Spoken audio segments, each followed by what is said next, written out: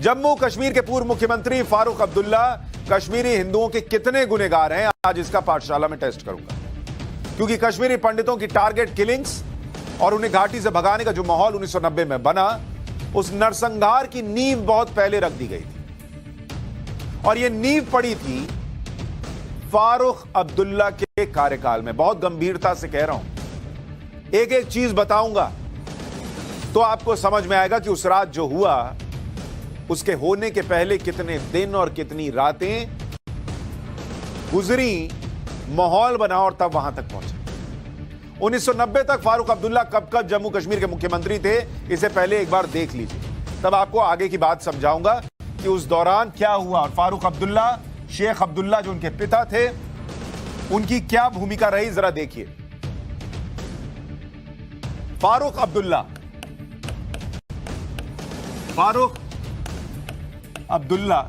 कब कब मुख्यमंत्री रहे, बतौर सीएम आपको उनका बता रहा हूं हिस्सा। जब शेख अब्दुल्ला, उनके पिता का निधन हुआ तो 8 सितंबर 1982 से लेकर 24 नवंबर 1983 तक फारूक अब्दुल्ला मुख्यमंत्री रहे जम्मू कश्मीर। फिर 1983 में चुनाव के बाद 24 नवंबर 1983 से लेकर 2 जुलाई 1984, जब तक कि उन्हें बर्खास्त नहीं किया गया, वो मुख्यमंत्री रहे। और कांग्रेस के समर्थन के बाद फिर 7 नवंबर 1986 से लेकर 23 मार्च 1987 तक मुख्यमंत्री रहे।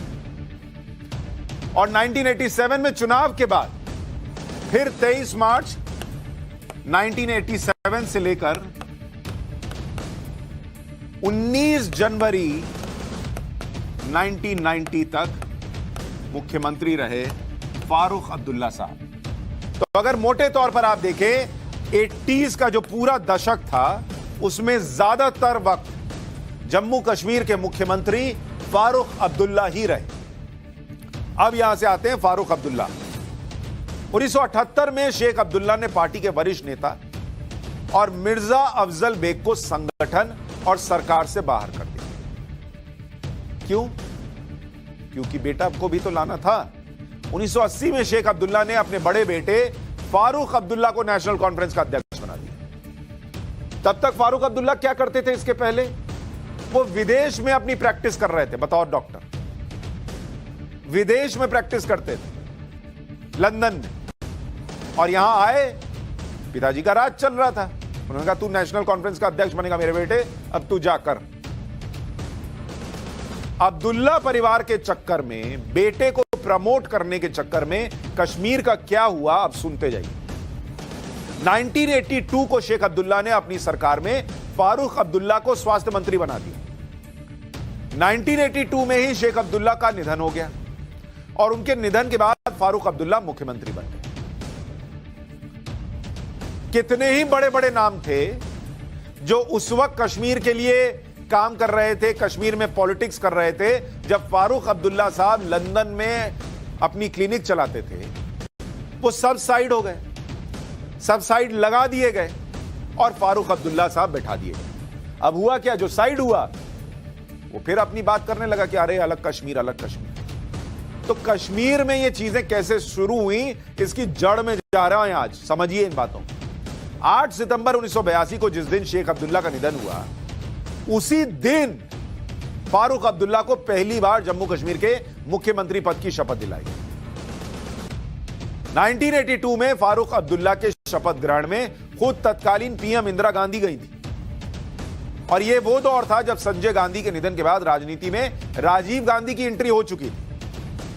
और उस वक्त के लिए कहा जाता है कि पीएमओ में, यानी प्रधानमंत्री कार्यालय में, राजीव गांधी और उनके दून स्कूल के जो मित्र थे उनकी ही चलती थी। जो कह दिया वही होता था पीएमओ में।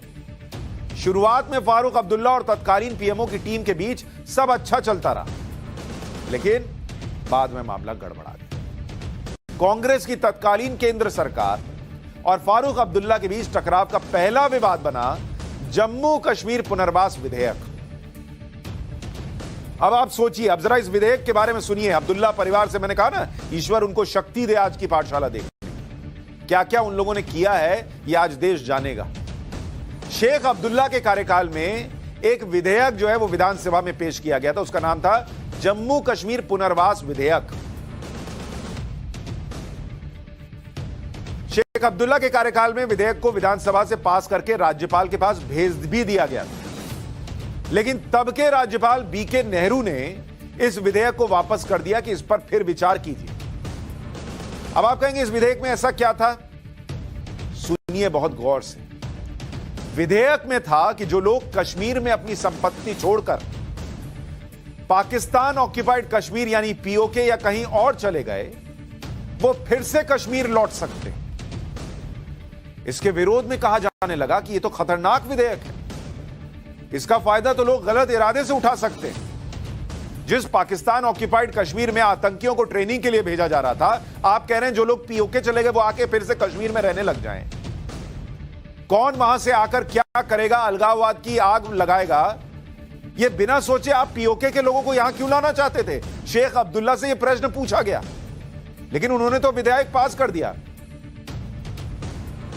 जो पाकिस्तान जाकर बसे थे वो भी आ सकते थे इस विधेयक के जरिए कश्मीर में। तो कश्मीर को पाकिस्तान से नहीं मिलाएंगे तो पाकिस्तान को कश्मीर ले आएंगे क्या? इसलिए राज्यपाल ने कहा कि भैया इस पर विचार कीजिए। जो लोग विभाजन के बाद गए वो भी दावा करने लगेंगे तो शांति को खतरा होगा। राज्यपाल के विधेयक वापस करने लौटाने पर फारूक अब्दुल्ला ने विधेयक को फिर से विधानसभा में पेश किया। नाम ध्यान रखिए, फारूक अब्दुल्ला। पहले उनके पिता शेख अब्दुल्ला ने और बाद में फारूक अब्दुल्ला ने विधानसभा में इस विधेयक को फिर पेश किया, बार बार बताने के बावजूद कि यह देश के लिए खतरा हो सकता है। इससे तत्कालीन केंद्र सरकार और फारूक अब्दुल्ला के बीच टकराव बढ़ गया। फारूक अब्दुल्ला भी अड़ गए और उन्होंने विधेयक को विधानसभा से पारित करवा लिया, सिर्फ अमल में नहीं आ पाया। ये सोचिए, आया होता तो कितने पीओके से कश्मीर में आकर रहे होते और कितने पाकिस्तान से, कितना खतरनाक होता ये। इसी बीच फारूक अब्दुल्ला ने विधानसभा भंग करके नए चुनाव कराने की सिफारिश कर दी। नेशनल कॉन्फ्रेंस और कांग्रेस के बीच चुनावी मुकाबले में खुद इंदिरा गांधी प्रचार करने के लिए जम्मू कश्मीर गई, लेकिन 1983 के इन चुनावों में फारूक अब्दुल्ला को बड़ी जीत हासिल हुई। नेशनल कॉन्फ्रेंस को 46 सीटें मिली, कांग्रेस को 26। नेशनल कॉन्फ्रेंस ने कश्मीर घाटी में क्लीन स्वीप किया तो कांग्रेस को सिर्फ जम्मू और लद्दाख में सीटें मिली। फारूक अब्दुल्ला को मीरवाइज मौलवी फारूक, ये भाई साहब मीरवाइज उमर फारूक के पिताजी, उनका साथ मिला, जो अपनी धार्मिक सभाओं में कश्मीर को विवादित हिस्सा बताते थे और आत्मनिर्णय प्लेबिसाइट के अधिकार की बात करते थे। फारूक अब्दुल्ला उनका साथ ले रहे थे जो कश्मीर को भारत का हिस्सा नहीं मानते थे, जनमत संग्रह की बात करते थे, भारत में कश्मीर को विवादित हिस्सा बताते थे। फारूक अब्दुल्ला उनका साथ ले रहे थे। फारूक अब्दुल्ला और मीरवाइज मौलवी फारूक की अच्छी दोस्ती थी। फारूक अब्दुल्ला के शासन के दौरान ही कश्मीर में कट्टरपंथियों और अलगाववादी तत्वों को राजनीतिक ताकत मिली। 1983 के चुनाव के साथ ही फारूक अब्दुल्ला और कांग्रेस के सियासी टकराव के बीच ही कश्मीर का माहौल बिगड़ता चला गया। इसलिए मत कहिए कि एक रात में हुआ। कितनी स्याह रातें हैं जिसमें साजिशें हुई, जिसमें राजनीति हुई और उसको भुगतना पड़ा कश्मीरी हिंदुओं को उस रात। ये वो बातें हैं जिनकी कोई चर्चा नहीं कर रहा, फिल्म में भी नहीं है ये बातें। खुलकर आपको बता रहा हूं आज। नेताओं से सुनिए उन्होंने क्या किया है, उनको देखिए उन्होंने क्या किया है। कांग्रेस और नेशनल कॉन्फ्रेंस एक दूसरे को सबक सिखाना चाहते थे, लेकिन इस बीच कश्मीर में हालात बिगड़ रहे हैं। 1983 में फारूक अब्दुल्ला के शासनकाल में यह वो दौर था जब पहली बार 14 अगस्त को श्रीनगर के कुछ इलाकों में पाकिस्तान का स्वतंत्रता दिवस मनाया गया। कश्मीर में जनमत संग्रह की बातें तो पहले होती थी, लेकिन यह फारूक अब्दुल्ला का शासनकाल था जिसमें पहली बार पाकिस्तान का स्वतंत्रता दिवस कश्मीर में मन रहा था। फारूक अब्दुल्ला का शासनकाल था जब पहली बार श्रीनगर में ऐसा हुआ था कि वहां पाकिस्तानी झंडे फहराते हुए कुछ लोग दिखे थे। ये बातें चर्चा में नहीं आती, कोई नहीं बताता, इसलिए आज पाठशाला में बता रहा हूं। 15 अगस्त को जब एक स्टेडियम में भारत का स्वतंत्रता दिवस समारोह चल रहा था, तब एक ब्लास्ट भी हुआ था और मुख्यमंत्री थे श्री फारूक अब्दुल्ला। इसी से जुड़ी एक घटना आपको और बताता हूं। 13 अक्टूबर 1983 को श्रीनगर में भारत और वेस्टइंडीज के बीच वनडे मैच हुआ था। इस मैच में पहली बार भारत विरोधी नारे लगे थे मैच के दौरान। श्रीनगर में उस वक्त मैच भी हो रहा था, लेकिन तब तक वहां हालात क्या बन चुके थे पॉलिटिक्स की वजह से कि भारत विरोधी नारे स्टेडियम में लगने लगे। पाकिस्तान के तत्कालीन क्रिकेट कैप्टन इमरान खान की तस्वीरें स्टेडियम में लहराई जाने लगी। यह वो कश्मीर था जो फारूक अब्दुल्ला के समय पर था। कश्मीर में अलगाववादी तत्व हावी हो रहे थे, लेकिन फारूक अब्दुल्ला और तत्कालीन कांग्रेस की केंद्र सरकार के बीच सत्ता का खेल चल रहा था। उनको पावर चाहिए था कश्मीर में, उनको फर्क नहीं पड़ रहा था कि क्या हो रहा है। खुद फारूक अब्दुल्ला के घर में पावर को लेकर संघर्ष चल रहा था। 2 नाम आपको बताता हूं, उन नामों को जरा देखिए। फारूक अब्दुल्ला के घर में क्या चल रहा था। एक नाम है जीएम शाह, जीएम शाह, और दूसरा नाम तारिक अब्दुल्ला, तारिक अब्दुल्ला। इन 2 कैरेक्टर्स को याद रखिए। और ये आप पूछेंगे ये दोनों कौन है?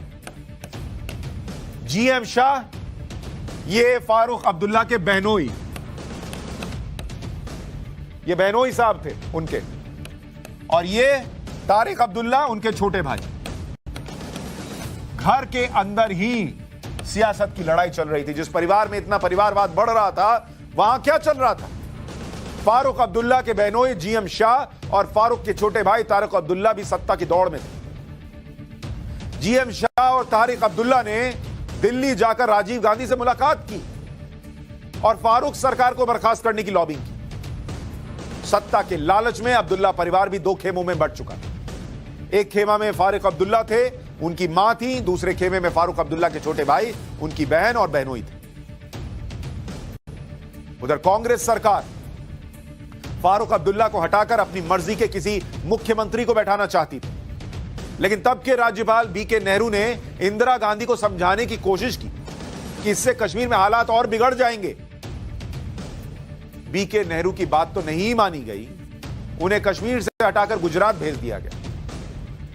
यह 1983 की बातें बता रहा हूं। वो समझा रहे थे कि कश्मीर में हालात बिगड़ जाएंगे आप लोगों के सियासी झगड़े में, तो उनको हटा के गुजरात भेज दिया। और इसी बीच जिन जगमोहन को बताया जाता है आरएसएस बीजेपी का आदमी, उसी बीच जगमोहन को राज्यपाल बनाकर 1984 में इंदिरा गांधी ने भेजा और 2 महीने बाद ही उन्होंने फारूक अब्दुल्ला की सरकार बर्खास्त कर दी। क्योंकि राज्यपाल अपने हिसाब से तो निर्णय लेगा नहीं, वो केंद्र के हिसाब से चलेगा। तो जिस मिशन पर उनको भेजा गया था उन्होंने कर दिया। फारूक अब्दुल्ला की सरकार बर्खास्त हो गई। फारूक अब्दुल्ला के बहनोई जीएम शाह ने अपनी नई नेशनल कॉन्फ्रेंस बनाई और कांग्रेस के समर्थन से उन्हें मुख्यमंत्री बना दिया गया। कश्मीर जलना शुरू हो गया था, कश्मीर जलना शुरू हो गया था और यहां सत्ता की लड़ाई चल रही थी। नेशनल कॉन्फ्रेंस और कांग्रेस के बीच सत्ता की इस लड़ाई में 1983 के बाद कश्मीर का हाल यह हो गया कि घाटी में आए दिन हिंसा, आगजनी और हिंसक प्रदर्शन शुरू हो गए। 1984 में मकबूल भट्ट की फांसी के बाद हिंसक प्रदर्शन उग्र हो गए। 1984 में दिल्ली से श्रीनगर आ रहे इंडियन एयरलाइंस का एक विमान हाईजैक हुआ। 1980 और यह हालांकि खालिस्तानी एंगल था, लेकिन वहां सुरक्षा व्यवस्था क्या थी उसको आप सोचिए। और 1983 और 84 के 2 सालों में कश्मीर में अलगाववादियों की ताकत बढ़ गई। कश्मीर के कट्टरपंथी और अलगाववादी सिर्फ शहरों में नहीं, अब गांवों और कस्बों में भी मजबूत होने। तो प्लीज यह नाटक तो मत कीजिए कि उससे एक रात में सब हो गया था। अभी और सुनिए। इस बीच 1984 में लोकसभा चुनाव हुए। और उस वक्त तक फारूक अब्दुल्ला सरकार को कांग्रेस ने बर्खास्त कर दिया था। उनके बहनोई जीएम शाह मुख्यमंत्री बन गए थे। लेकिन जब लोकसभा चुनाव हुए, अब स्थिति देखिए क्या है कि जब लोकसभा चुनाव हुए, लोकसभा चुनाव, तो उस लोकसभा चुनाव में क्या किया गया वो देख लीजिए। ये 1984 का आपको बता रहा हूं। फारूक अब्दुल्ला की नेशनल कॉन्फ्रेंस को कितनी सीट आई? 3। कांग्रेस को कितनी सीट आई? 3। खुद श्रीनगर से जो मुख्यमंत्री बनाए गए थे जीएम शाह, उनका बेटा मुजफ्फर शाह 2,75,000 वोट से हार गया। लेकिन फारूक अब्दुल्ला सरकार को बर्खास्त करने के बाद उनके बहनोई जीएम शाह को सीएम बनाने के 3 साल में भी जब कश्मीर के हालात बिगड़ते चले गए और कांग्रेस ने हर तरीके से अपनी भद पिटवा ली, तो फिर जीएम शाह से 1986 में समर्थन वापस ले लिया गया और फारूक अब्दुल्ला को पैचअप कर लिया। मतलब सियासी तमाशा चल रहा था। जब मन हटाया, जब मन बनाया, अपने हिसाब से चलो तो ठीक, नहीं तो हट जाओ। केंद्र और जम्मू कश्मीर की सरकार के बीच कश्मीर पिस रहा था। कश्मीरी हिंदुओं के साथ जो हुआ, उसकी जमीन तैयार हो रही थी, लेकिन किसी को फर्क ही नहीं पड़ रहा। तत्कालीन प्रधानमंत्री राजीव गांधी सरकार उस वक्त थी, उसने जीएम शाह से समर्थन वापसी के बाद 1986 6 महीने के लिए पहले राष्ट्रपति शासन लगाया। फिर नवंबर 1986 में फारूक अब्दुल्ला को समर्थन देकर उन्हें फिर से मुख्यमंत्री बना दिया। जिसको हटाया उसी को सीएम बना दिया। नवंबर 1986 में जम्मू कश्मीर में नेशनल कॉन्फ्रेंस और कांग्रेस की मिलीजुली सरकार बनी। फारूक अब्दुल्ला के विरोधी और प्रदेश कांग्रेस के बड़े नेता मुफ्ती मोहम्मद सईद को कश्मीर से हटाकर राजीव गांधी केंद्र ले आए और अपनी सरकार में पर्यटन मंत्री बना दिया। मतलब उनको भी एक लड्डू दे दिया कि आप भी खाओ। इसके बाद 1987 में कश्मीर में वो चुनाव हुए जिससे हालात